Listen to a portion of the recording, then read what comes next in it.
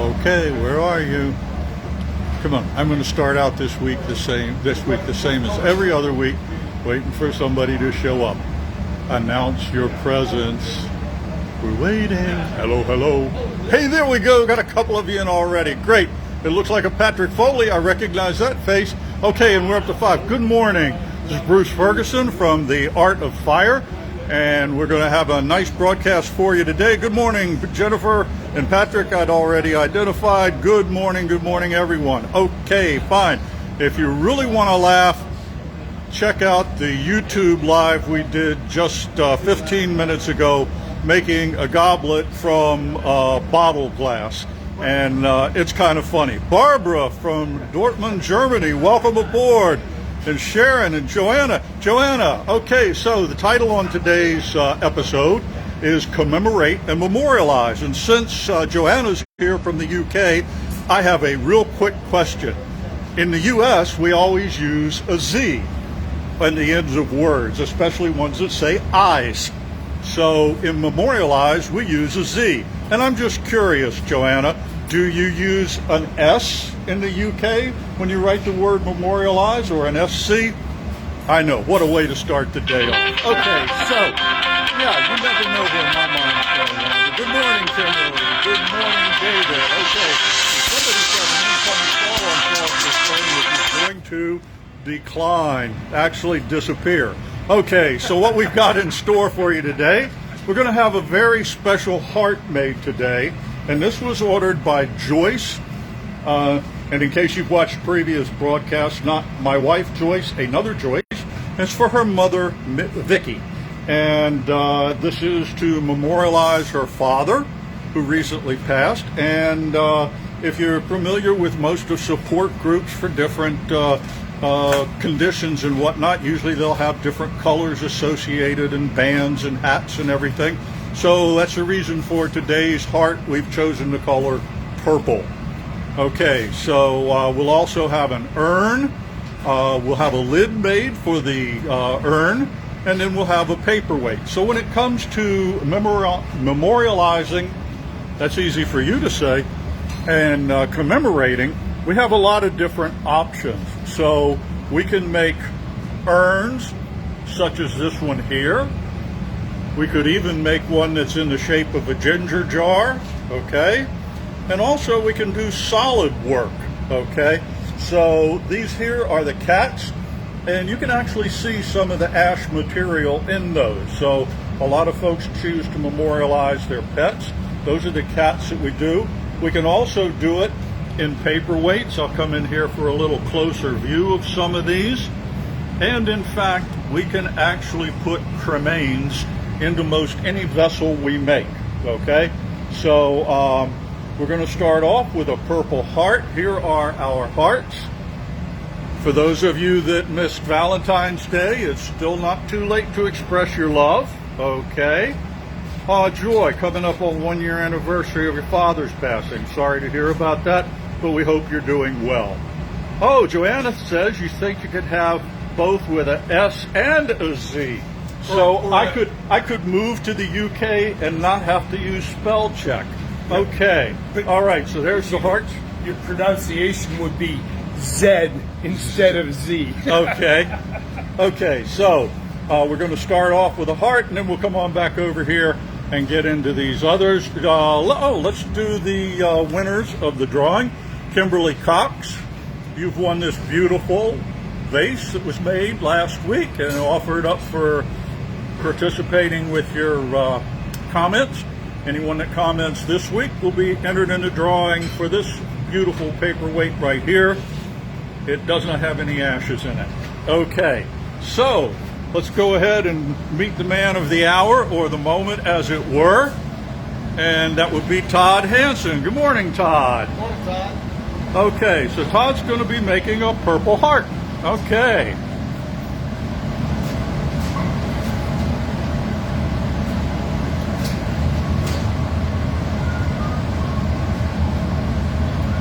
Oh, Barbara Belzer has done ornaments for 2 of her pups. That's great to hear.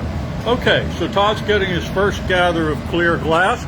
He'll be going back for that in a moment. And over here, we have the purple color.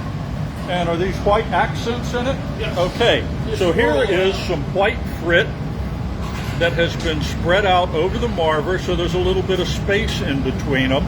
We don't want to overwhelm the glass, the purple glass, with a lot of whites. Will you be twisting that up, Todd? Okay, so he'll be getting the purple and the white, and then he'll be applying a twist pattern to it. And those of you who may have watched before seen the heart made, but if you haven't, you're in for a real treat because we're going to be using a special mold just to create that piece. By dipping the hot glass in the pan of frit, the cold frit adheres to it. It's not very large pieces of glass, so they'll stick just fine, but then they'll have to be melted in.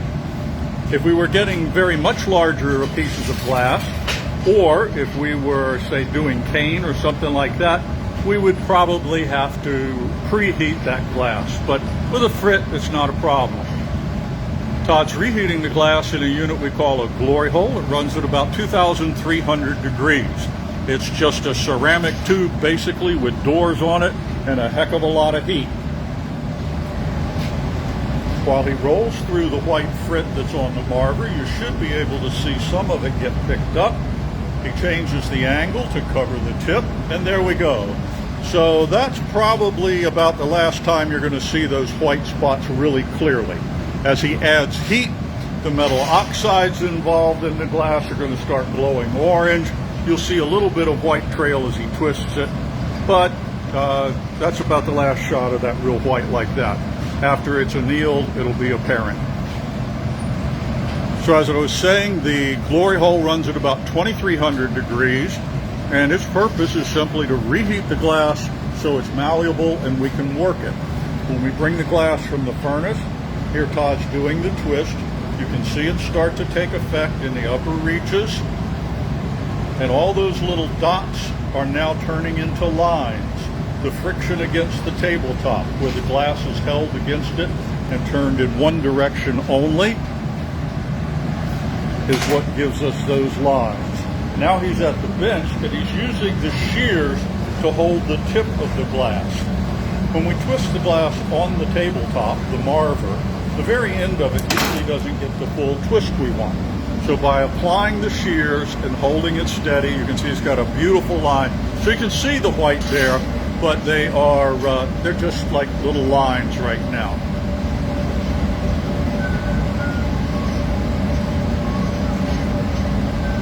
All right, Jennifer, we don't actually have dog figures right now. We can probably figure something out, but keep us in mind, and Theta can give you some more information, but I'm sure at some point we're going to be doing that.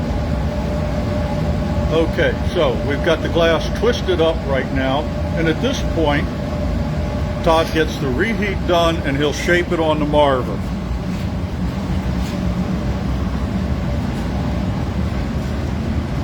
So again, this heart that's being made is for Joyce to give her mother Vicky, and it's to commemorate her father.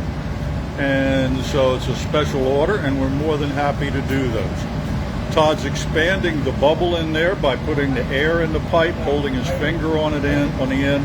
It pressurizes the air in the pipe, and it has no place to go but out into the hot glass. So now he's getting about the volume and stuff that he wants to get on this. In a moment, he'll be returning to the bench, and he'll be cutting a jack line in it so there's separation. Versus Joyce. Yeah. Joy versus Joyce. Oh, it's Joy, not Joyce. Okay, our bad. I'll have to get with whoever copied text for me. I'm kidding. The lady that purchased this, her name is Joy, not Joyce. Our apologies. But Joy, if you're watching, you can see how we've separated the glass from the blowpipe a little bit. Todd's getting some more air in it. And that little column, that narrowing right there, is what will go into the mold. Now he's flattening the glass so that it'll go into the mold adequately. And he's getting ready for the process, so we will show you the inside of the mold after he's done with it. When it's closed, there'll be a hole at the top. That's where that narrow constriction of the glass on the blowpipe will fall through. The large portion of the glass will go down into the mold. Todd will close the mold, use his ankles to hold it tightly together, and blow like crazy. And in a moment, you'll see steam rising and a heart. Okay, wonderful. All right. Foster, would you mind just picking up the mold and showing it to our viewers in case there's someone So this is the direction it went in. And yes, it looks like something completely different in a heart like that. But when you look at it upside down, you get the lobes of the heart. And the reason for that is we needed the constriction so the blowpipe could go in. So that's why we kind of have the mold made upside down. Spends its life in water. That's so that it doesn't get all burned up. That'll last several years. And so we keep all the molds like that in the water. Now they're going to get ready to do a transfer here in just a moment, which means take it from one pipe to another. Josh has a little bit of glass on a punty iron. Todd's reinforcing the jack line or neck line.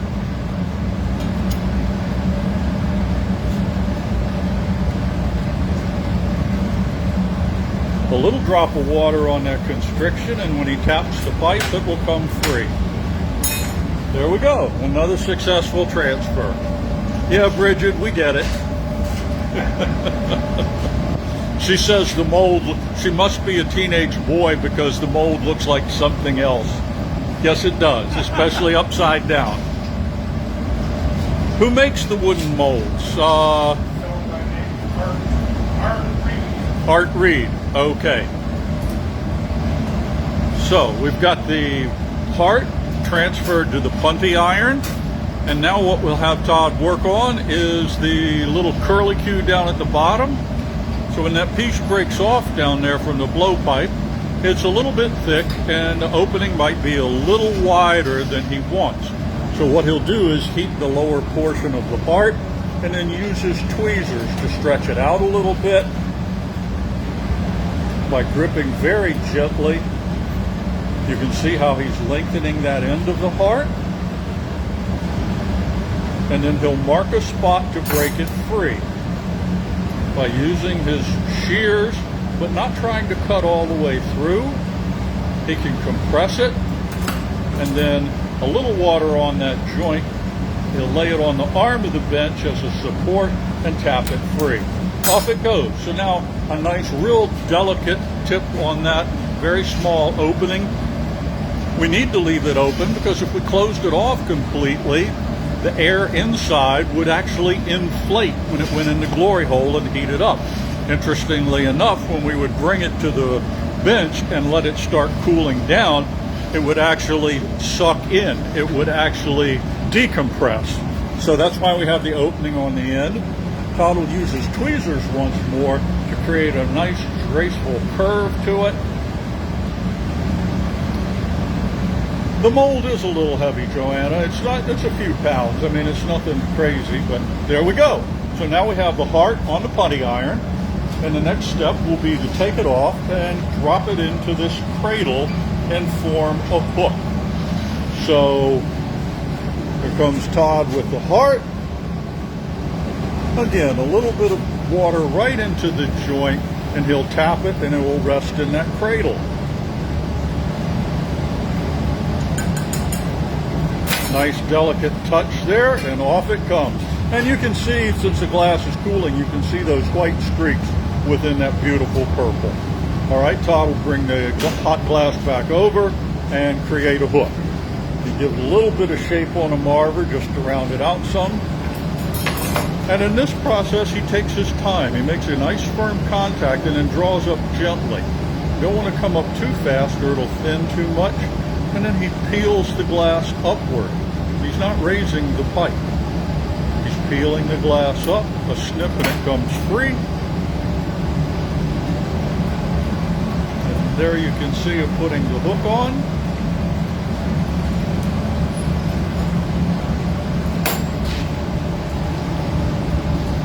He's got a special tool to put into the hook. We'll take a close look on his way to the annealer. Thank you, Todd. All right. Oh, and I missed the text from Joy. It just is scrolling away, but it's for your mom, Vicky, and we're so happy to do that for you, Joy. Wonderful. Okay, way to go. Thank you, Todd. Let's get some more hearts flowing for Todd. There we go. Okay, marvelous, folks. So the theme today, if you will, is commemorate and memorialize. And so there was a heart, and that was ordered by Joy for her mother Vicky in memory of her father. We're happy to help out and I hope you enjoy it.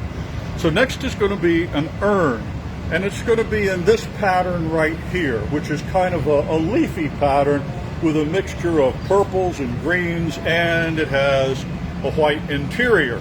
So Todd's going to be making this piece. This will probably be our longest piece today, but this would make a really beautiful urn. Pieces can be made in most any size, so we can do something that's more short and squat like this. We can do the ginger jar shape, large, small, it matters not. But those are the types of things we could do. We could also, if we have cremated remains, cremains we call them, they could be put into solid pieces like the cats you've seen Todd do, or they can actually go into paperweights. None of these have any ashes in them, but it's very easily incorporated. And we can do that with most any piece we make. We can actually put them in a vase or a bowl, anything like that you want. So that's the kind of things that we can do with the commemoration and memorialization. And while we're at it, let's remind you, let's see, it was Kimberly. They took my paper. Is it Kimberly that won? Yeah, Kimberly Cox. Kimberly Cox won the vase from a couple weeks ago, and it's a really interesting piece in that it's got some white chunks that were put into the glass to kind of give it a mottled effect. So we've got that beautiful blue and teal, and that will be on its way to Kimberly. If you'd like to win something, keep commenting. In fact, comment, share, and like what's going on. Rude, good morning and welcome aboard. Okay, so this is the prize for next week, a beautiful multicolored paperweight. Okay, so that's what we're going to have for you for next week. And in just a moment here, we're going to get started on the urn for, Todd's going to make it for us. So also, we have t-shirts still. We got a few, not many of the red ones, but there are a few left. We got this really cool drawing that Todd's daughter, excuse me, Violet did. We've got it on the t-shirts, and we've got other tan t-shirts also. So gift certificates are also an option. If you're just not quite sure what to get somebody, then just go ahead and give them a gift certificate, and they can pick it out. They can deal with all of that. So let's see. I guess we're about ready then for Todd. Let's turn around and see what's happening. All right, so we've got a couple of mixes of colors here. You want to give us a lowdown on that, Todd? Sure. This is two different. This is a mix of green shades, just a little hint of an aqua, a light aqua. So basically, teal, Kelly green, a dark teal, a little bit of aqua, sea green or sea blue, and then I've got another mix that is all blue. It carries the aqua, and then it goes into a lighter copper and cobalt, darker shades of blue as well. We're going to put this against a white background. This is really fine grind of white colored glass. That'll let the light transmit in, bounce back off, and all those colors will show up. Now we're going to pick up these colors, twist them in the optic mold so that they swirl. I've got a hooking tool. I'm going to pull up and down through the body of that piece, so those lines that we create by swirling will then be feathered. Depending on which way we pull up and down, they work against each other a little bit. And it's our design element. Blow that out, make a tall vase about 10 or so inches, and Okay. see how it goes. I have one question though before one of our viewers has it. Okay. At what point do you incorporate the banana? Right now. Right now? Okay, so we've got the white crit will form the base, and then the two colors, and now that we'll walk in here and get a really closer look. Here's the blue and aqua mix he referred to, and here's another mix that he has in there. So you can see we've got these jars on the marver. There's the blue mix. Here's one that's actually kind of a pink and goldish color, and we've got this one down in here, which is what you see on the back half of the piece right here on the marver. So remember to like, share, and comment. When you share, we get more viewership.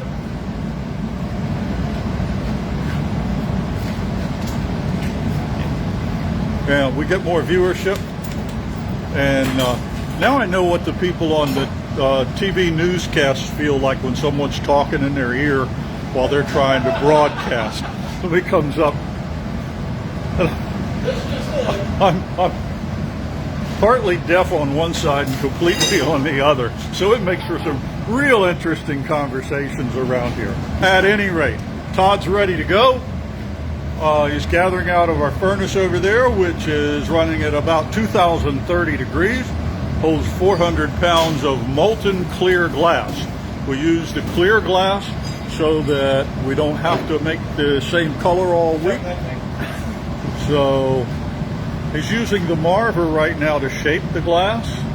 You notice by lowering the angle of the handle area of the pipe and then bringing it to horizontal, what he accomplished was pushing the glass off of the pipe a little bit, then creating a cylinder. Now by rolling on just the tip, he's tapered the end of it, okay? A little air inside, some pressurized air, and off he goes. Okay, so we're getting a bubble form. This is just the preliminary part.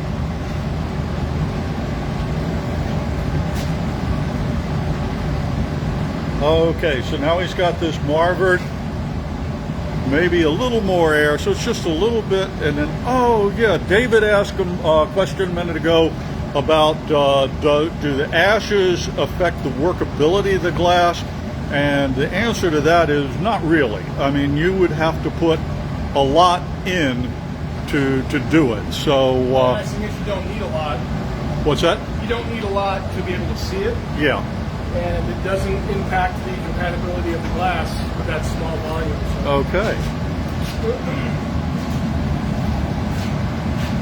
All right, so he's got his first gather of glass. Now he's going to gather up more glass, another coating of clear on that. Thank you, Sharon, for sharing. We appreciate that. And Bridget did too. Wonderful, guys. So, and remember, keep the comments rolling, because that's how you get entered in the drawings for the free pieces. Now he's going to coat this in white a couple of times. So he's got to get a good layer of white on here as the vessel blows out. You saw the size of the sample, and this is going to get a lot larger.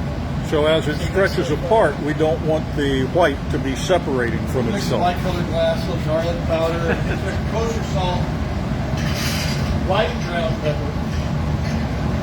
All right, Bridget, we'll see you in a few minutes. You're always welcome. And all of you are always welcome. Yeah.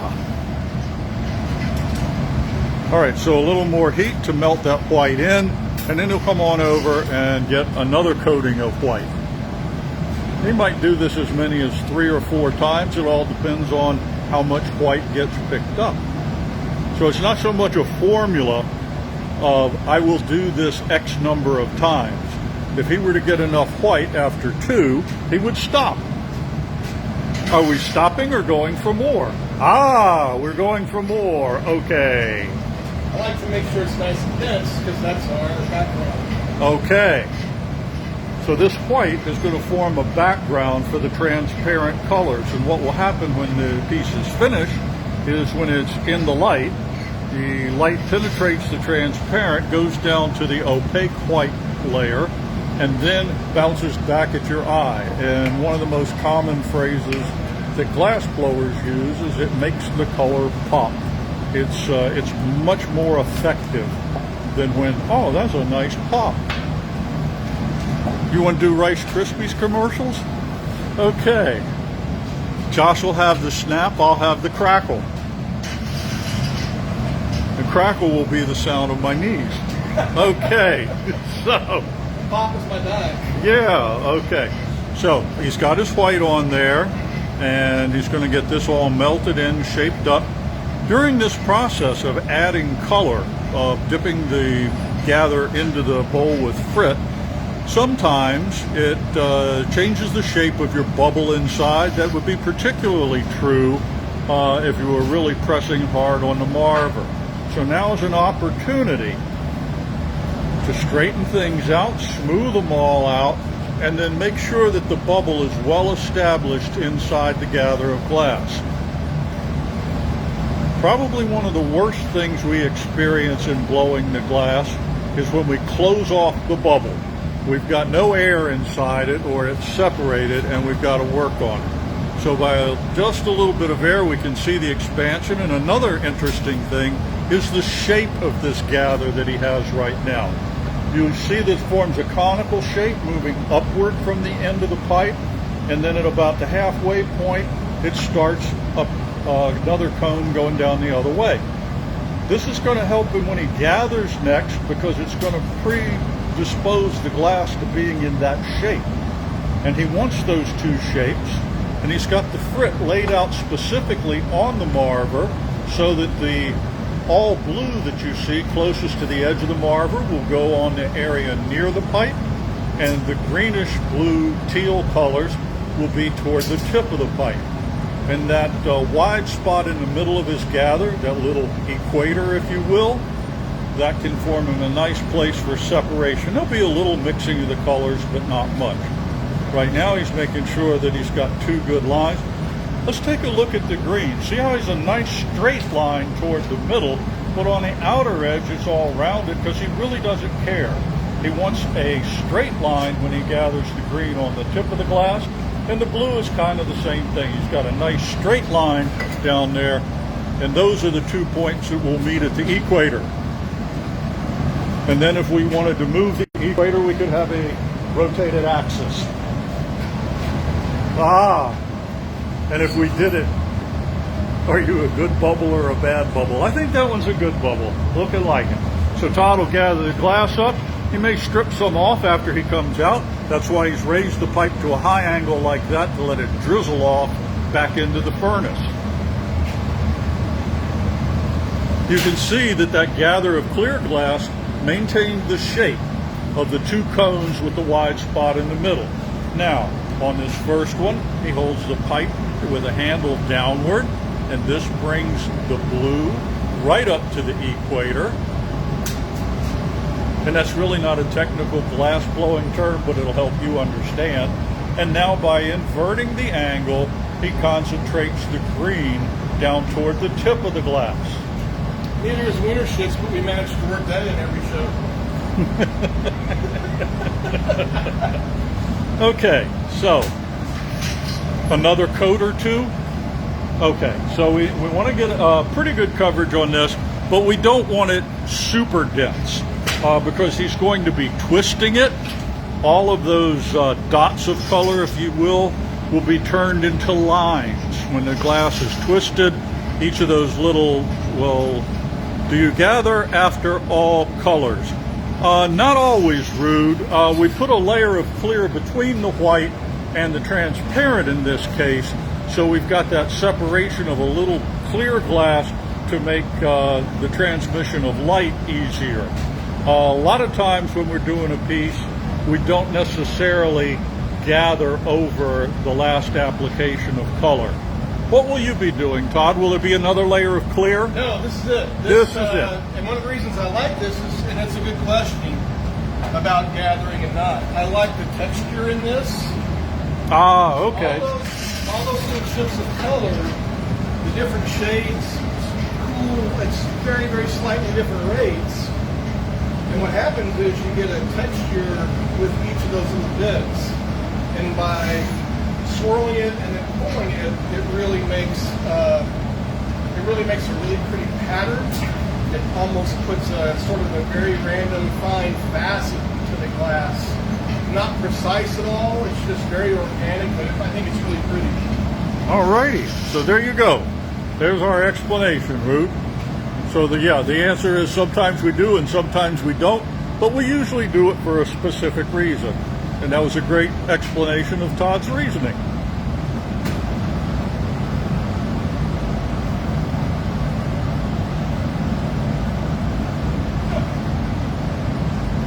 All righty.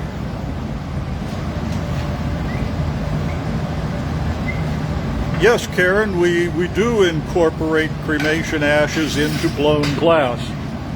We're not doing that in this particular case. This one is actually going to wind up as an urn. We'll be making a lid for it later on. But yes, we do incorporate ashes into blown vessels. They're gathered up at some point during the process, depending on where we need them to be visible. Sometimes it's very early on, sometimes it might be like the last thing we pick up.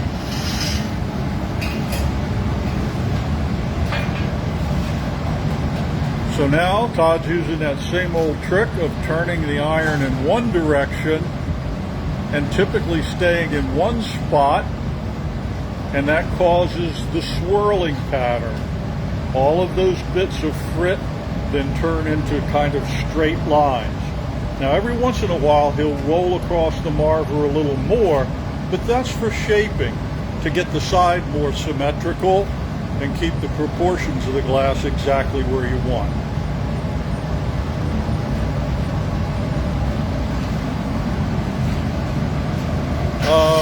Josh or Todd are going to have to help me out with this. Cindy asked if you wanted a more, I guess it's ombre effect, O-M-B-R-E, would you put a line of mixed color frit in the middle, or does the heating do that naturally? If ombre means melding the colors together, it happens naturally. We wouldn't have to mix the two. Well, there's a lot of ways to apply color too that we can experiment with, and sometimes you can apply color almost with like a paintbrush with bits where you can run a really nice color melted onto a bit of clear glass and then pull that across the body. So while we were talking about all that, Todd put the glass down into the mold and twisted, and you can see how much tighter the lines got. Now the mold he's using there is a mold with fins in it, and when he put the glass down in there, the fins grabbed the side of the glass. He did not press down excessively hard. It was just enough contact. I think Josh kicked the bucket. Don't worry, folks. That's just a phrase. That's a figure of speech. He just walked by, and his foot struck one of the galvanized buckets. No worries. Okay. Hey, I'm good. All right. So Tom's putting on a glove right now, but it's not like one of the gloves we use to put pieces away. It's simply to protect his hand from the intense heat. He's going to heat up this glass, and he wants the outside surface of it to get very, very hot. And when he brings it back out of the glory hole part way, he will take that hooking tool that he's got in his right hand, and he will put it into the glass and then pull the glass upward. So on the first one, when he brings this out, he'll reach around and put the hook in the very end of the glass over in the tip and pull backwards. Notice he's holding the pipe pointing up a little bit. That helps fight gravity. And he's pulled the line all the way down to the pipe, or what we call the moil of the glass. As he's in there heating, he's turning the pipe very slowly. When he brings it out, it's pointed downward, and now he brings it up, and it gradually falls away, but he's got it completely under control for a second line. Okay, so now he's going to go between those two. No, Josh has not gone beyond the pale, but he has gone overboard a few times. Okay, so Todd will get this to where the glass hangs down a little bit. He'll flip it 180 degrees and then commence the next pull backward toward the pipe. Now, all of this pulling can sometimes distort the glass a little bit, but by pointing the pipe upward a little, he's avoided that. If he wants any adjustment to it, he'll heat it and marver it a little more, but I think he's probably got this pretty much where he wants. The next series of hooks are the more difficult, and you can see where the lines are in that right now. He'll be going between each of those and pulling the opposite direction. And on that pull, the piece will keep trying to fall away toward the floor. So, what he's more likely to do is go about halfway up with it and get both sides, and then finish off. There he goes. You can see him going from the pipe toward the tip, but he stops a little short of going all the way, and the same on the opposite side. Now he can do a little bit more to that and back into the heat. You'll notice he closed that small door, okay? That was because that 2300 degree Fahrenheit glory hole is pushing the heat toward him. And by closing the door, he shields himself. Now we'll see him bring those two lines almost all the way to the tip and then right down to touch. Okay, so there's two, and there'll be two more to go. So by using heat, gravity, and anticipating the motion of the glass, he's able to control this and get it to do exactly what he wants. It's a pretty tricky skill to learn. When he brings this out, he'll be working on the remaining two sides, and again, he'll let the glass fall away, he'll flip it, and come halfway up. Maybe even 2/3, yeah, okay. And now the other side, and then a little bit more, and now he's just about out of heat for that pull. Now he might have been able to keep pulling, but had he done that, it would have been so hard to pull, he would have distorted the shape of the glass. So by softening the whole thing for an extra 15 seconds, we'll watch him finish the pull. Down toward the tip, and then finish it to meet the previous two and its mate. And now he's got those four pieces right together at the end. He's just going to gently clip them off. And that's it. That's how we do the raking, okay? So that gives a really beautiful feathered effect. While he reheats a little bit, we'll show you what this looks like.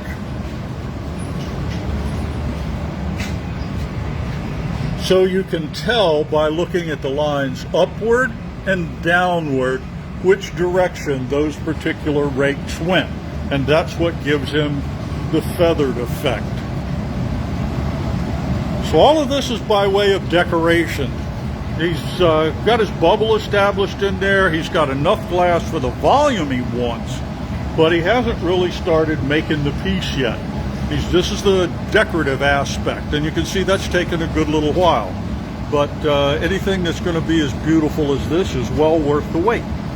So he's going to heat this up and then begin the construction process, which is going to be getting the glass into the shape he wants, making sure the heat is evenly distributed, and then increasing the volume by blowing into the blowpipe. It is beautiful. It's going to be even more beautiful after it's annealed and come down to room temperature. Right now, it all looks pretty dark. As it begins to cool a little bit, you'll see some colors. He's trapped air in it again for a little bit of expansion. You can see how it expanded up close to the blowing iron, but not down toward the bottom. That's because he didn't get the bottom too hot.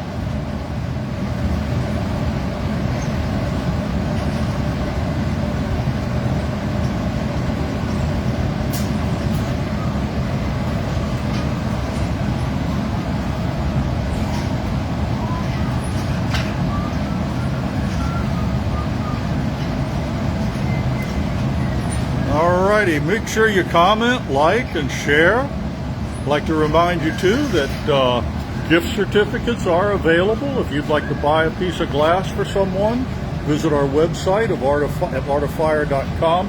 Notice how he's rolling on the lower half, the bottom half of the piece. That's going to cool that a little bit, but the top remains as hot as it was when it came out of the glory hole, and by blowing again, he establishes more inflation at the top of the vessel. Almost all the pieces we make are made by forming the lower half to 2/3 of a vessel, then turning it over onto a punty and finishing the top. But right now he needs to get a little bit more, he wanted a little more air in the top half of that than he did in the bottom. He's going to really blow this up a good bit more, and then when he swings it out and gets longer, he needs to make sure that there's a good reservoir of glass down in the bottom half. And that's why he's cooled that so much. Most of his expansion has been in the upper reaches of the vessel, the part closest to the blowing iron. By keeping the glass thicker at the bottom, that ensures that it'll have plenty down there when it's time. And it will get significantly larger. Okay, so the metal blades, the tool's called jacks, okay? I've never seen anybody put a bunch of them on the floor and bounce a ball to pick them up, but I'm sure there's some type of etymology, somebody out there that will tell us the etymology of the term jacks. However, those metal blades cut the constriction that will separate it from the blowpipe eventually. You saw him grab the newspaper and cool the bottom again. And we're going to look down here, and you can see the inflation is in the upper 2/3 of the vessel, but we still have that thick tip on the end. He's got plenty of glass in the bottom of the piece. What we typically do is we make our pieces by forming a spherical shape, or mostly spherical, with a jack line in it. And then we have a choice of how we use gravity or centrifugal force to change the shape. To make a taller vessel, a vase or an urn, then we just use gravity by letting it point downward or swinging it, or if we really want to, we can spin it around like a propeller blade and extend the length of it. Todd needed to get the thickness of the upper half set before he started doing this, and now at this downward angle you can actually see it begin to lengthen. By not swinging it, by letting gravity pull it down, he keeps the shape from tapering as much. He's reinforcing the jack line, and you can see the length increasing. The newspaper chills the tip, and now when he blows out, you'll see that tip stays right there. It gets a little fatter right in the middle, but it keeps that thick tip on it. And we're starting to see some of the colors now because of the temperature in it, and also the glass is getting thinner. We're going to come up here real close, and you can see the green really, really well. The blue is a little hotter and a little thicker. It'll be showing up momentarily.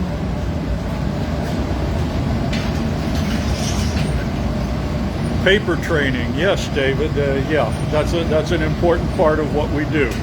We are all paper trained. Actually, for those of you that may be wondering, the newspaper is typically about 7 sheets of newspaper folded. Okay, so here we go for some lengthening, and a nice gentle swing lets him see how the glass is going. If it's not going as long as he wants, he gets a little more energetic, but it seemed to be doing perfectly, so he just slowed down and paused for the cause. Now we can see the color in the green. The transition area to the blue is starting to show up.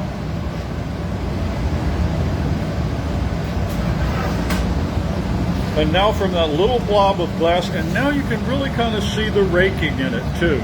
You see those lines in it. Okay, so he's asking Josh to bring him a cheater, which is simply a small bit or button of glass on the end. It ensures that when the piece is separated from its punty eventually, it doesn't pull the color. As Todd explained to Rude a few minutes ago, we have the color directly on the outside of the vessel. If we attach the punty to it down there and anything comes away when we remove it from the punty, it would pull color. But now we've solved that problem by this little button of clear glass on the bottom, which will never be seen. Todd will get the bottom of that flattened. If he needs help in maintaining the shape, He may ask for assistance with paddling while he papers the bottom. We'll wait and see what the man calls for.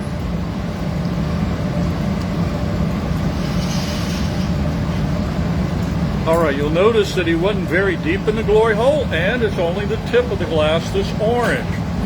That concentrated the heat right there. And now by using a paddle, he's able to flatten the bottom of the glass. He starts out at a bit of an angle. That kind of helps centers it and gives it a nice edge. He'll probably take another reheat to finish up the flattening. He's hooking up his blow hose. The blow hose allowed, oh, now we see some colors. Yeah, look at those. Yes, beautiful. Okay. So the blow hose allows the glass blower to work the glass with hand tools. At the same time, they inflate by blowing into the hose that's connected to the blowing iron.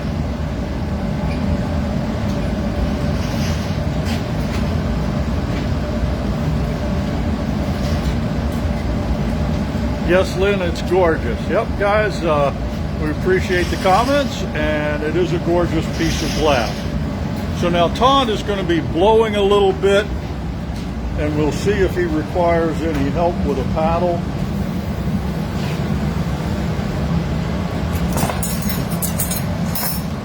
Any answer to that? Yep, they're going to do it. Okay.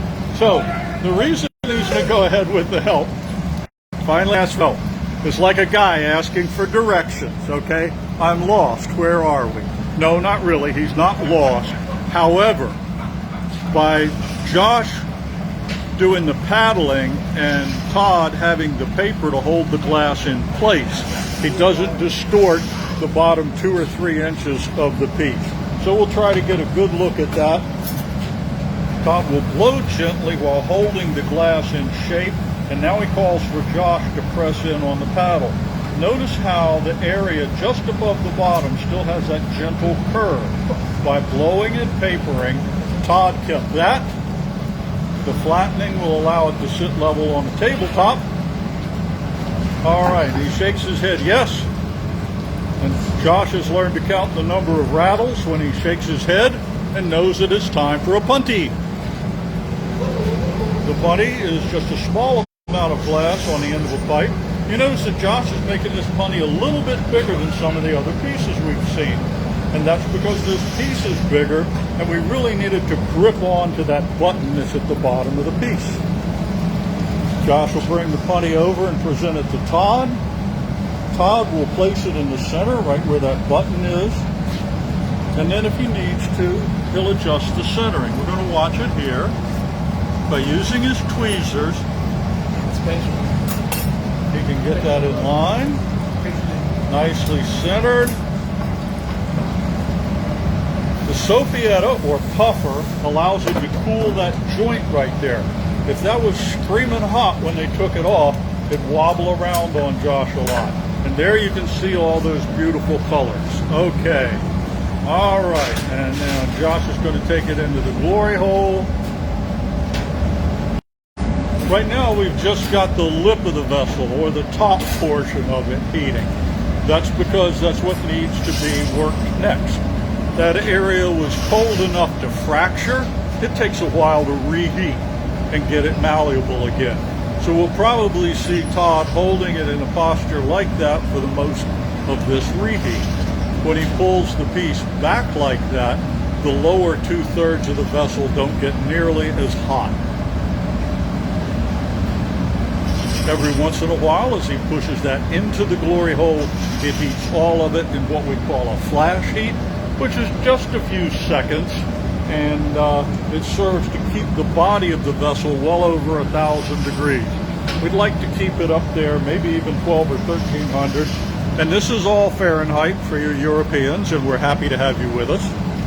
Now, in the event that the break-off might have been a little uneven, Todd can put the jacks in and have Josh paddle the lip underneath the blades of his jack. And this gives us a really nice flat top to it and a beautiful opening. By using the newspaper to cool that, you make sure that that won't move too much. So if you think about the cooling that we do with the Marver and also with the newspaper or sometimes the jacks, it's zone heating is what we're trying to accomplish. We don't want to heat the whole thing. But with the glory hole, the heat is being delivered 360 degrees to the whole thing. And we can't leave it all out of the heat or it will crack. So let's just say, for instance, the piece is at 1,000 degrees and we cool it just a little bit in some portions. And then we go into the 2,300 degree heat. The colder part takes longer to heat up. This is to maintain the shape. And now he begins to open.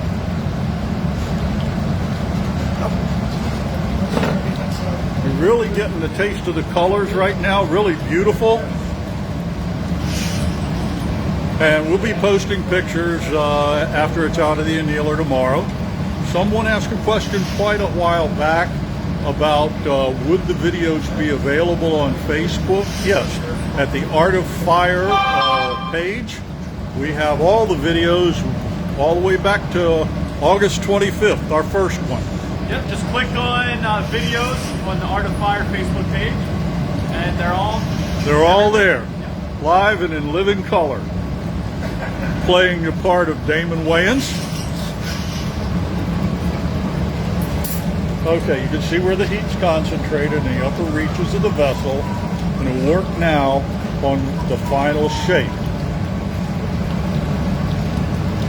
By having the paddle there while he uses the jacks, it serves a couple purposes, mainly to keep the lip flat, but it also does block a little bit of heat that emanates.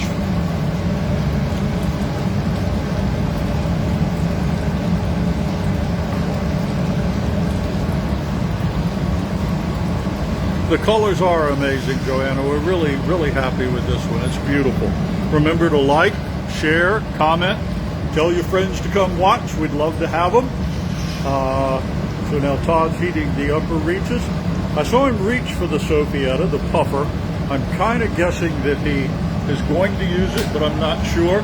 That's that conical shaped tool right there with the long copper handle. So we'll find out if he used that. We've used a steam cone before to inflate vessels.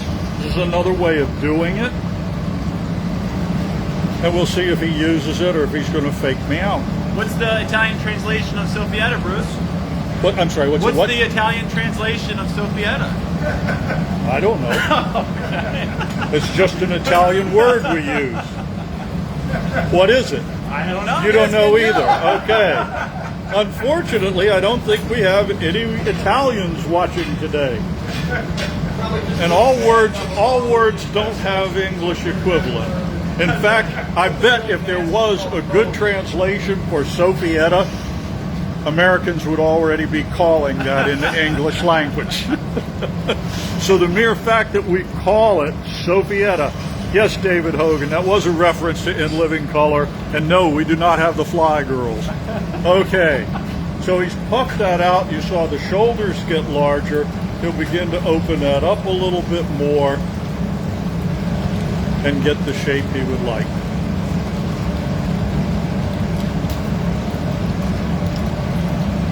So this piece is to be made into an urn, okay? So that's why the lid is rolled over there.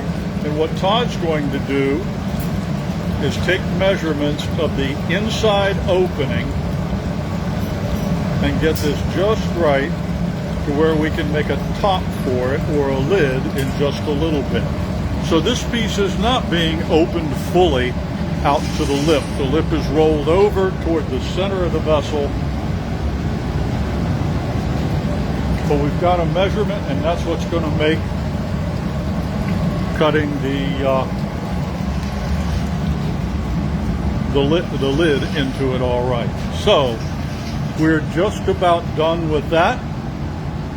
And going to shape it up a little bit. Josh is getting ready, gloved up, and in a few moments after they get done with that, we'll just put it away. Final check with the calipers just to make sure. Okay, so don't forget, we've got t-shirts for sale. You can come on over in and buy these. Some beautiful patterns there. Maybe we'll take a little trip down here into the gallery and show you a little bit if we can find a couple of raked pieces. Show you what they look like. Here's a beautiful vase with a nice raked flower design here with the teal and gold. This one over here is similar to one that you saw. Google Translate says that Sophietta means bellows. Okay, that's cool. We're not going to call them bellows though. We're going to stick with Sophietta. That one right there is a double twist and a rake. So we can get a lot of different designs in them. We have very many pieces here in the gallery.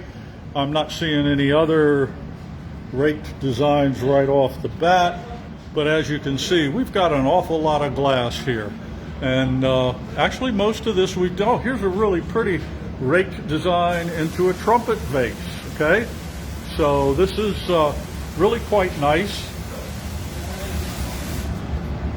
And that's pretty much what we've got in the gallery right now. So, all right, I thought they were done. I think they're just about ready to take it off down there. And then shortly after they put this one away, get it all put back, they will commence the, okay, there they go. Anyhow, this is our gallery. If you're local in the area, please call, make an appointment, stop on by. We've got glass on display here. We've got a lot more glass on display on our website, artoffire.com. And so anyway, let's make it on back over here. So I thought they were done and just putting it away. They just finished. So now's your opportunity. Show Todd some love. Come on, let's see the hearts, the hand clap. Yeah, okay. Yeah, okie dokie. All righty. So let's go on back over to display and see what we got over here. So we've done the heart and we've done the urn. Now we're going to have a lid for the urn, okay? And after that we'll have a paperweight. Today's video is centered around a theme of commemoration and memorialization, and so that's why we made an urn. We can do them with other shapes too. Here's a really interesting one that has kind of a marble stopper top in it as opposed to a lid. This is the basic shape that you just saw made, but instead of the gentle curve up toward the lip, that one had the shoulder rolled over so it can accommodate a lid. We're going to make a lid of this shape, Josh. Yes. Okay, so this lid here is the general shape that Josh will be making with the same colors that Todd used. Similar colors. Similar? Complementary colors. Complementary. Ah, okay. So we'll have complementary colors. So we'll have the lid on that, okay? And at any rate, we'll be doing the lid. We've done the heart. You saw that earlier. That was a special order by Joy for her mother Vicky and memorializing her father. And we've done the urn here. People do occasionally ask questions about putting ashes into pieces. And yes, if we have an urn, of course they can be stored in that, but we also incorporate them into solid glass. We've shown you a few demonstrations on the cats. Quite often people send the ashes in, want their cats memorialized, and we can come up with the colors that they want for that. We can also do it in solid work such as these paperweights, but none of these have ashes in them. They're just samples of paperweights, give you an idea of the design.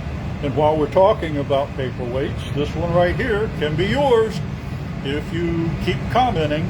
And Joanna's on her road to a lot of comments. That's pretty good, Joanna.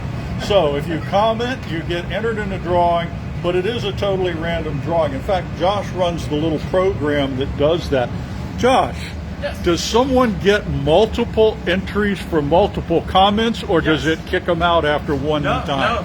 No. As many times you Oh, comment, okay. The contest is on. Absolutely. I bet we're going to get over 1,000 comments There you today. go. Okay. Absolutely. Or you comment. Okay, so those are the share. paperweights. And for those of you curious about the use of ashes in pieces, yes, we can incorporate them into a blown vessel. Most anything you want. So, how do the ashes look in glass? They look like specks. Yeah, they don't really change up a lot. You can see here in these cats, there's evidence of them. Okay, so oh, Barbara Belzer says she's going to comment her little heart out. Okay. Okay, so since you're doing complementary colors, what have you got here for us, Josh? Actually, a lapis, which is an opaque color, so just a lapis blue powder, and then we're actually going to top it with a cobalt blue powder, which is transparent. And Bruce will explain a little bit about why doing a transparent over the opaque. Yeah. So the transparent over the opaque is still going to give you the same principle as putting the transparents that Todd used over the opaque white. But Becky Green asked, does being your neighbor give her extra points? Well, no, not unless this were Mr. Rogers. Then the whole neighbor thing, yes, would really count. Okay, so by putting the opaque layer on the interior, what we can do is get the light to go through and come back. And he's also going to be opening this up and kind of doing it from the inside. But anytime you put a transparent color over an opaque color, the light transmission will reflect back off of the opaque and out to the surface.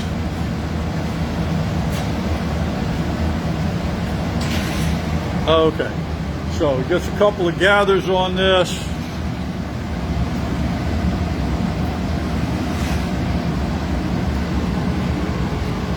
This is going to be a really interesting process. Is your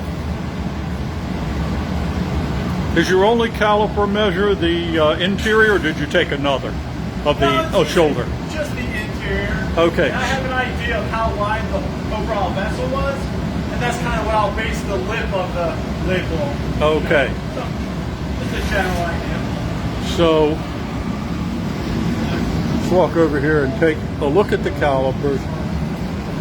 These calipers here on the left, which appear to be crossed a little bit, they're a measure of the interior of the vessel that Todd just made.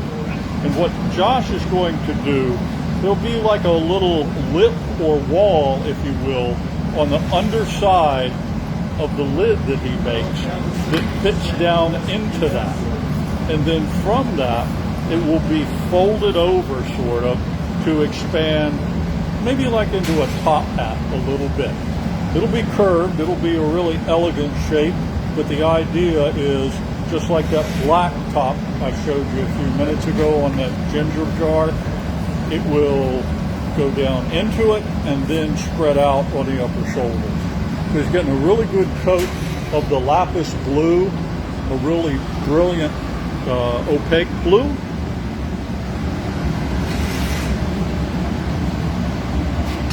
And now here we go into transparent.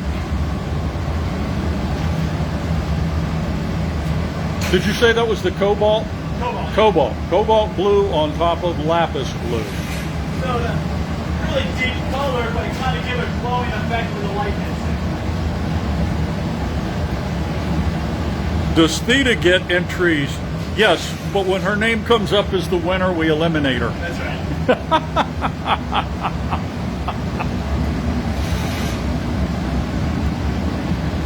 Theta deserves everything in here for the work she does. All right, so now it's time to chill it and shape it. We got the cherry wood block. In case there's any of you that haven't been with us before, the cherry wood block helps put a skin on the outside of the glass and also gives it a nice uniform symmetrical shape. Josh has blown into the into the pipe, and then he's covered the end of it with his finger. That traps the air inside. The pressurized air has nowhere to go but into the heated glass. Now we don't want to do it when the glass is super hot or it might expand too much. So he's doing this nicely under control and getting it just shape and size he wants. He's grabbing his blow hose so that he can work both with the hand tool and blow at the same time. Prior to COVID and in many studios, it's common practice to have an assistant that would be down at that far end of the bench, and they would actually blow into your blowpipe while you worked the hand tools on the glass. But with COVID, that's really not a possibility. So we're either finding ways to do it without asking someone to jump in or doing it with the blow hose. Now on this, he's got a coating of clear on the outside. He's going to be doing a couple of transfers. He's going to transfer this off of the blowpipe onto a putty and then back to another putty so that he can finish it up. That doesn't make a lot of sense right now, but it will as we move along. He's peeling the clear glass off the end a little bit, and you can see just a little bit of the blue down in the clear that he peeled off. This ensures that he's got color all the way to the end of that piece. If he hadn't done that, he might have had just a little bit too much clear over the end and would give the appearance of a separation point or a joint between the clear and the color.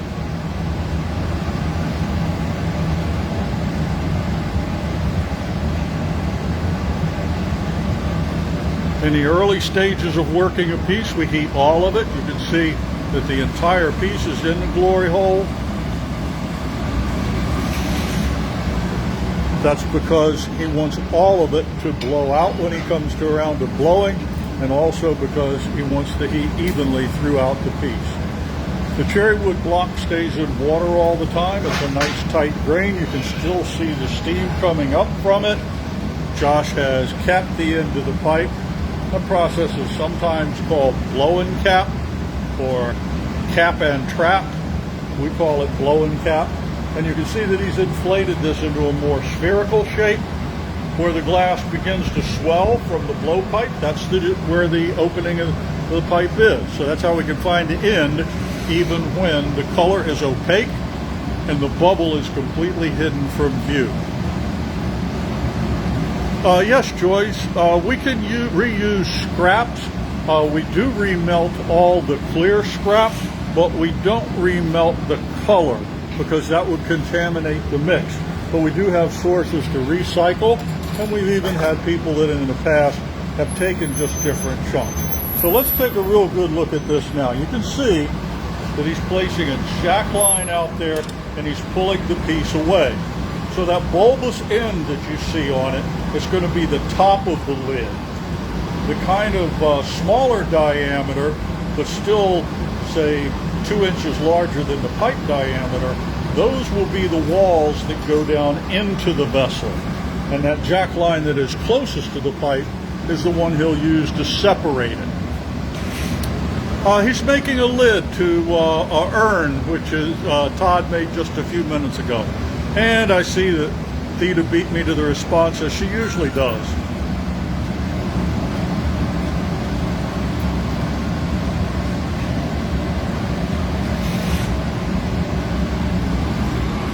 All right, so now you can tell that the top of the lid is to the left of your view. By holding the paper against it and blowing, you can see how it expands.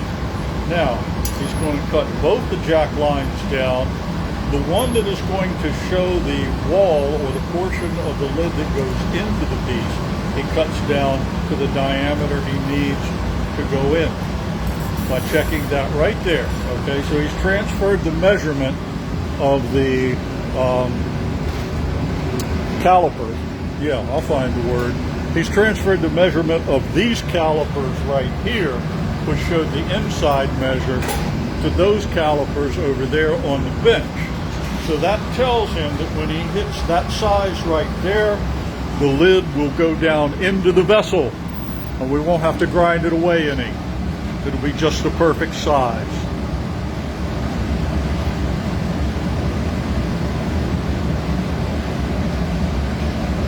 Okay, so he's still getting the size and shape here, and it looks kind of like a funky mushroom. All right, the newspaper again holds the end of it in. He blows against it. That creates the inflation. If it blows out the next narrow portion down toward the pipe, he'll use the jacks to get that like he wants. So there he goes right into that joint, and by squeezing gently, he decreases the diameter right there.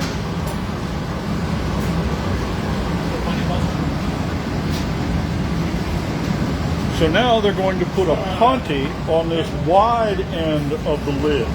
They're going to take this off of the blowpipe, and all they'll have is the mushroom cap.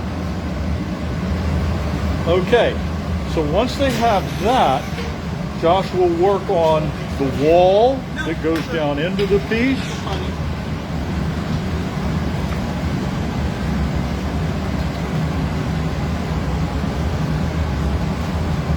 Todd will be bringing the punty over. We'll put that right in the center of the biggest part of the lid. And then just like all of our other transfers, Josh will keep turning the pipe. And when it sees a high spot, as the punty iron rotates, he just adjusts it with his tweezers. This is a fairly small piece of glass, so we don't have to worry about excessive cooling. Score the net, and off it comes. So there's your lid over there. But wait, there's more. All right, so we've got that off of there. Now it's time to set the size and shape. Yes, it does look like a space capsule. Yep. We're filming the day the Earth stood still.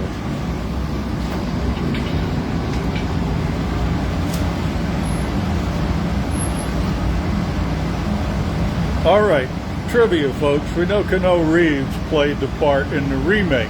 Who was the who? Yeah, there was a remake. Yeah, look, younger generation. Who was the actor that played the man from space in the original? Do do do do do do do do.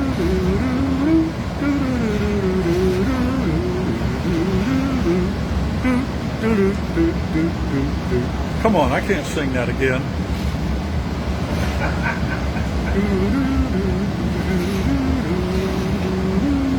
Yes, Marion, it's an old one. Yeah, okay, come on. We haven't even got any guesses yet. Okay, I'll give you a hint. His first name's Michael. All right, so now we're getting the lower portion of the lid shaped up.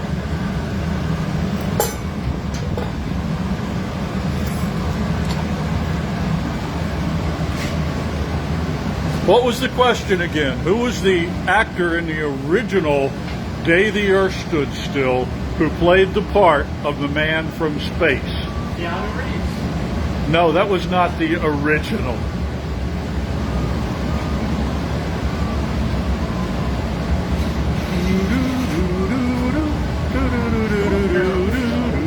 Oh, I'm thinking of Forbidden Planet. Not Michael Douglas. Nope. Michael is correct, though. Probably Michael Caine. No, that's getting closer in age. Barbara Belzer can see his face. Okay. Can you see his name tag on the spacesuit? Michael Rennie, we have a winner, and Susie Searles. All right. And what was the name of the monster, the robot? The name of the monster or the robot? That's pretty obscure. That's pretty obscure, yeah.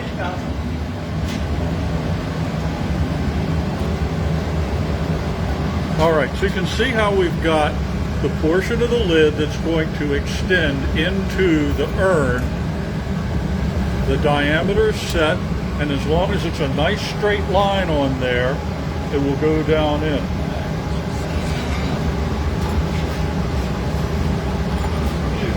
Okay, so we're getting pretty much there. We're pretty much done with that portion of the lid, Josh? Yeah, one more time. One more time to straighten it out. Then what he's going to have to do is transfer it again. Because if we were to take it off of the punty right now, well, we'd have the lid that would go down in the piece, but there's not a little handle or a knob or anything on the top. So what we're going to do is punty inside the lid again, in just a few moments, and that will take us to the point that the current punty is removed, and then Josh will gather up some clear glass and he'll make the handle for the top. Okay, so Todd right now is over at the furnace gathering for the punty, and if you watch us on our YouTube live that we did this morning, we did a putty inside a cup on that too. We've been having some real adventures with that one. At any rate, they'll place this inside the lid, right in there, and then break it free of the current punty iron. Then that'll give him an opportunity to put the handle or knob on the lid. You see? So he's decided he needs another heat. Sometimes it goes. Yep, Gort, that was it. My attention came away from it. I saw a few guesses. Actually, the Klaatu part of it, I believe, was what the woman said to the robot to stop him from destroying the earth. That's what she said. Okay, there we go. Beautiful transfer. And now we've got it over onto another punty inside the cup, if you will. Josh will make sure the heat is right on this. He's going to have Todd gather up some glass for him. So Todd will probably gather the same colors in the same order that Josh did, and then that will be the little knob on the top. So what makes this actually the toughest part is we're actually used to having a piece extend past the punty. So when you center things, you know, you let the high spot fall. But when it's the mass is behind the punty, you actually have to reverse everything. Yeah, if you'll take a heat, I'll film it from this end. So what he's talking about is the apparent fall of the cup, or in this case, the lid. And when we look at it, and we'll look down the pipe with him, so and you'll see how it falls. He's got to bring it up and let it fall back to center again. You can see if there's a little bit of wobble in it. So the thing that we really look for is not seeing the relative motion of that piece. I need about 30 seconds to get really fine. You want to bar it off and get the pipe a little bit? Okay, so right now Josh and Todd are discussing how it is they're going to go ahead and put this on. Josh is going to make sure everything's all centered up. We can see just a little bit of clear glass right on the end where the previous punty was. That joint was nice and delicate. It came off easily, but it's still there. And plus, there's not much place to grab that thing and pick it up. Though in the case of an urn, I don't believe you really are taking the lid off and on a lot. But in this case, we want something on there in the shape of a handle. Maybe a little button. Yeah, the beer goblet, the bottle goblet worked a lot better today. Okay, so here we go with the glass right onto the center. He'll clip that off with the diamond shears. Then he'll get down through it and heat that up and shape it just exactly like he wants. The natural tendency of glass is to form a sphere. The molecules, when heated, want to contract and pull in. So actually, if you can leave a piece of glass in the heat long enough, say on the punty iron or in the glory hole, it'll actually start forming a sphere on its own.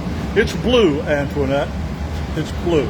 So he's using the strap or the hinge of the shears to create a little angle in it. The jacks on the back side create a little separation and allow him to elongate that portion of the knob. And it's a nice, beautiful shape there by just turning nice and steady, moving very slowly. It's got a really great shape to it. And there we go. All righty.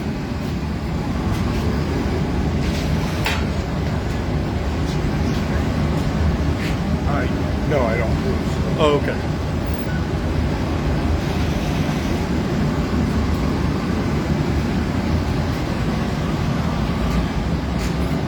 So this will go into the annealer. Right now, that area is really, really hot.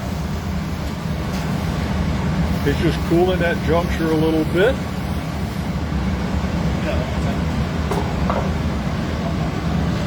Another flash.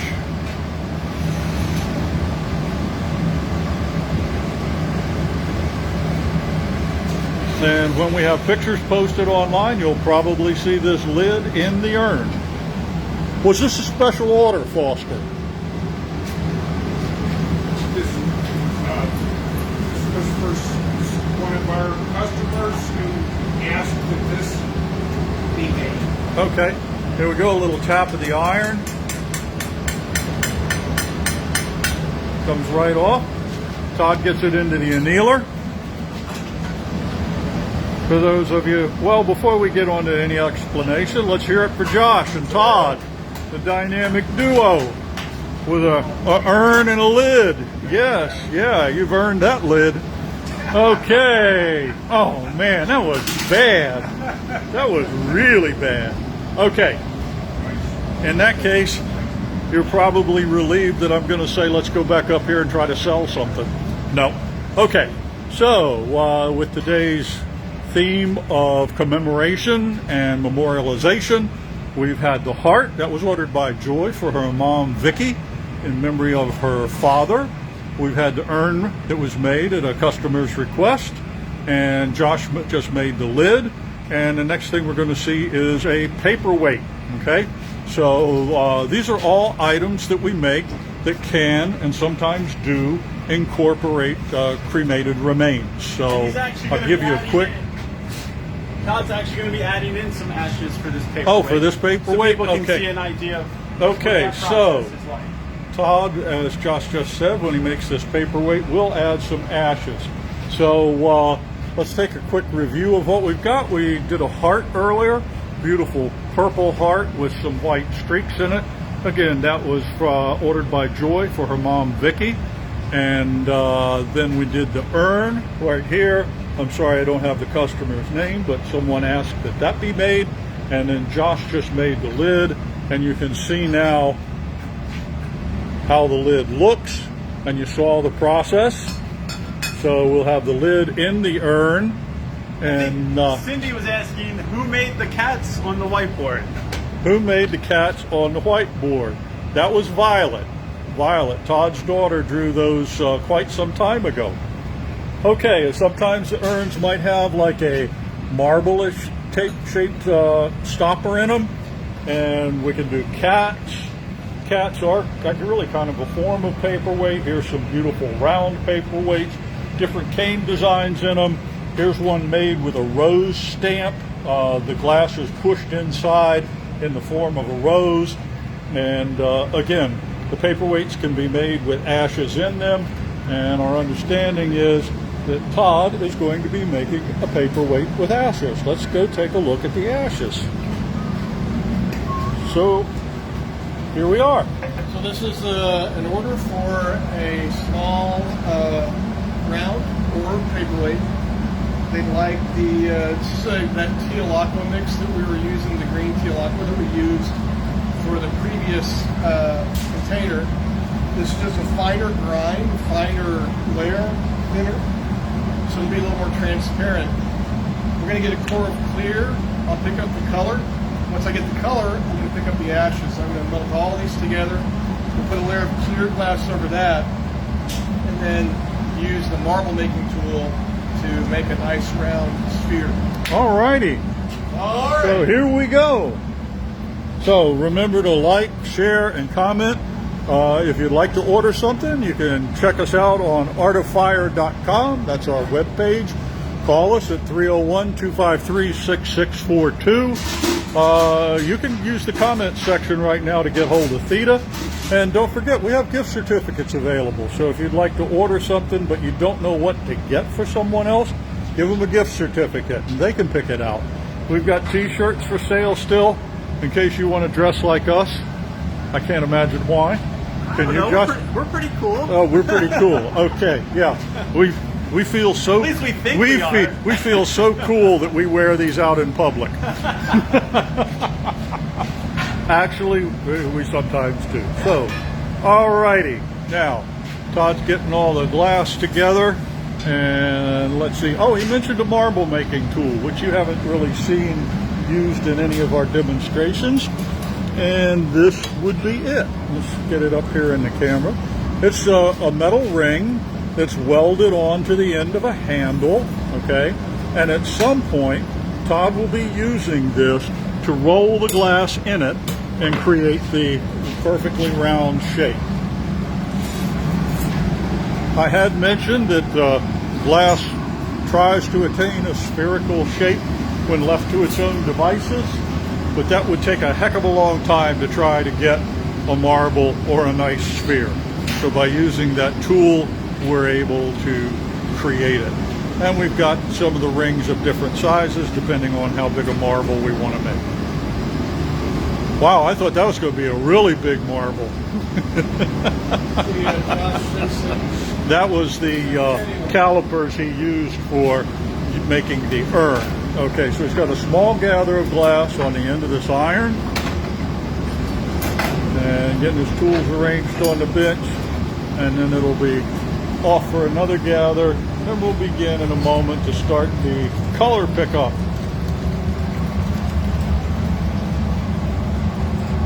We've actually got the sun out here today. We haven't seen the sun in several days. So I noticed that it was in the background of a lot of the filming. So here he goes through the grain mix. You can see this is a lot finer grain. It's a different size frit.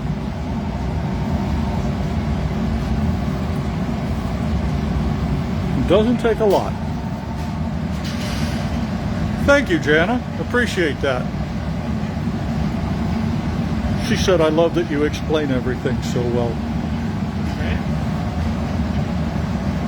I got to get it's the just when he does it when we're not live streaming the paint. Yeah, I was going to say. So here we go with the ashes. Don't take much. I got to get the love from you guys online. It doesn't happen here. All right, so you can see he's got that well coated in the ashes. Well, which side's that? Okay.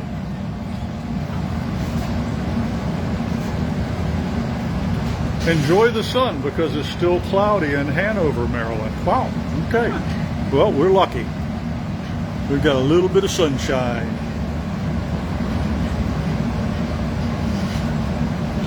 Yes, David, here comes the sun.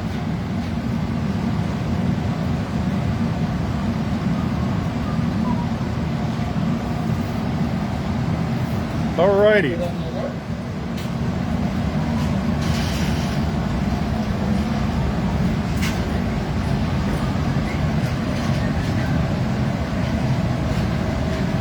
a little swirl using an optic tool. Okay. Twist that just a little bit, and then put that layer of clear glass over. All right, so what Todd's referring to is this aluminum mold here. It's got ridges in it. When he puts the glass down in there, the ridges will be formed into the glass. Even though it's a solid piece of glass, by pressing down in there, it will form ridges. And then just like our blown vessels, he'll twist that up. So by pressing it down and holding it firmly, giving a little bit of push, you see he gets all those ridges in it. And then a little bit of twist and a shout. No, that's John Travolta with that move. All right. By leaving the glass in one place on the marver and twisting one direction, and it's obviously not Widdershins. That's nice. You know, it's really so funny because these guys always grin every time I say Widdershins. And what joke is Todd going to make when it comes springtime? That's what I want to know.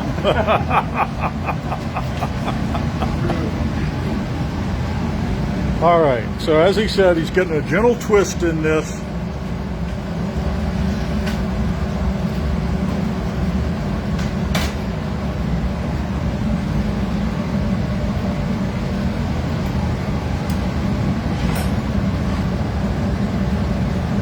Getting the twist all the way down to the end, and then just clipping off that little button of glass that's at the end of the piece. That fire polish. Okay. So his fire polishing is simply putting that into the glory hole, and the heat of the glory hole then melts the glass a little bit and gives it some fire polishing. So if we do have a little rough edge or a snag spot or something like that, we could melt it right back in. And then after this,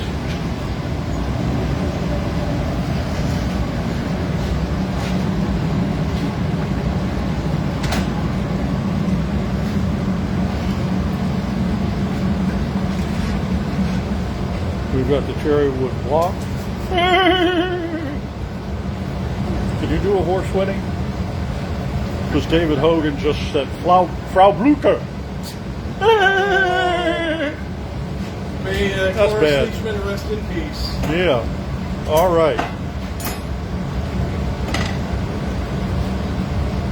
I guess that's better than walk this way. Oh, come on. You know Young Frankenstein. I know of it. You know of it? Oh my gosh. Nay. Okay. I think he's just So- being sausage. Actually, I did that better with a trumpet when I was a trumpet player, and at the end of Leroy Anderson's sleigh ride, the trumpet player gets to do what's called a half valve horse whinny, and you just hit a fairly high note with the valve partially depressed, and then bring the tone down, and it does sound a little bit like a horse whinny. All right, but be that as it may, Mr. Hansen has gathered the glass. He's shaping it now, choosing his blocks, and you can see that block really fits that gather of glass very well, keeps a nice tight form on it, and then he'll begin to use the jacks to cut the jack line. This will be the point of separation.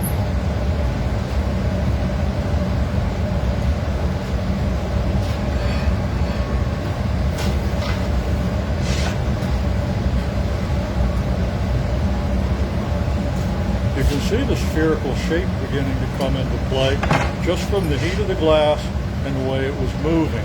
But now by using this large metal ring and simply supporting the glass and then moving around its circumference, he creates the sphere. That's just some wax on the end of the bench there. That helps it glide on the marble or the paperweight. And after another reheat, he'll do it again. It's a glass blower's version of lather, rinse, repeat. Thought that was an Aerosmith reference. Yep. Well, actually, it was a Young Frankenstein at first, but you can take it to Aerosmith and run DMC if you like. Okay. Get a little bit better view now of the use of that. Like Krusty Clown said, if you're anybody but Steve Allen, you're stealing my bit. Now he's moving gently all over the sphere. And if he sees a spot that needs a little attention, he just puts it on there. Notice that the whole side of the ball does not penetrate or protrude through the ring. It just kind of rests in it and gives him a nice, gentle shape.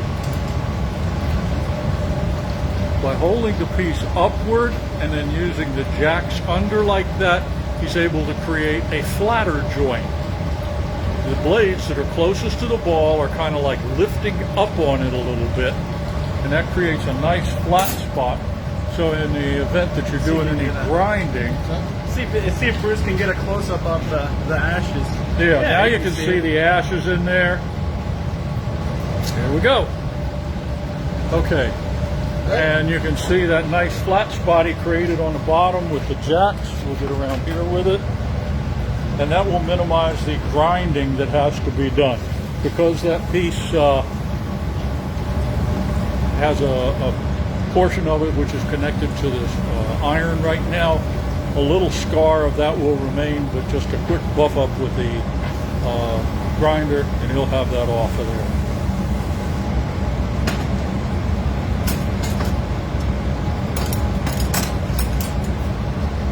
Yeah, it is a lovely tribute piece. Barbara? Yep. So now Todd's on his way over to the anneal. Oh, he's gonna polish the bottom and flatten it a little bit. He's gonna save a step here. He's not gonna have to grind it a bunch. By cutting this off right now into this little receptacle with what we call fiber frax. It's a material that will withstand heat, and he'll tap that off, and then he'll use the little map gas torch. You can see how I got a nice little ring there where it broke free. He'll heat all around that. Yeah, the swirl is beautiful, and you can actually see the ashes within it. Kind of hard with the reflected light of the torch, but it's there. And as soon as he gets that hot and glowing, he'll take the carbide paddle and flatten it.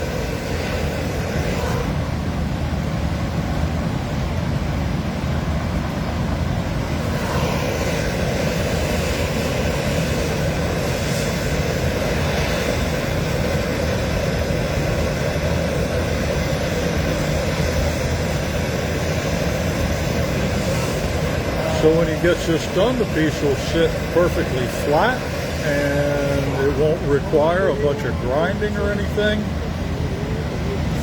And it gets rid of any sharp edges. And he's used the fire to polish it and flatten it. Alrighty. And we'll glove up with the insulated gloves, and away it goes. And away we go. Yeah. Beautiful, and you can see all the details right there. We'll have a picture posted tomorrow so you can see even more. So let's hear it for Todd. Come on, give him the hearts, the thumbs up, the smiley face, whatever. Wonderful, beautiful memorial piece. So let's go back over here, take a look and a quick recap. Today we talked about commemorating and memorializing, and it centered mainly around putting ashes into pieces. We had a heart done earlier, ordered by Joy for her mother Vicky in memory of her father. We had the urn, which was ordered by someone in this color pattern here. The shape's a little bit different. It's more straight-sided, and it will accommodate a lid. Josh made the lid out of two different blues put together, and we'll have all of that for you to see tomorrow. Should you ever desire an urn, we can make them in many different shapes. We can put little stoppers in them. This is the general shape of the lid that we made today for the urn that Todd made. We can do paperweights. You've seen before that Todd does a lot of the cats. You can see the ashes in there, memorialize a pet. We can also do paperweights, and these do not have any ashes in them, but they could if you wanted one. Well, not these ones, but we'd make a new one for you. And by commenting, you get entered in the drawing for this beautiful little paperweight right here. So you've got a few more moments now to go ahead and comment, and we appreciate you sharing and letting other folks know about the work that we do. And from the Art of Fire, this is Bruce. Have a good week. Bye-bye.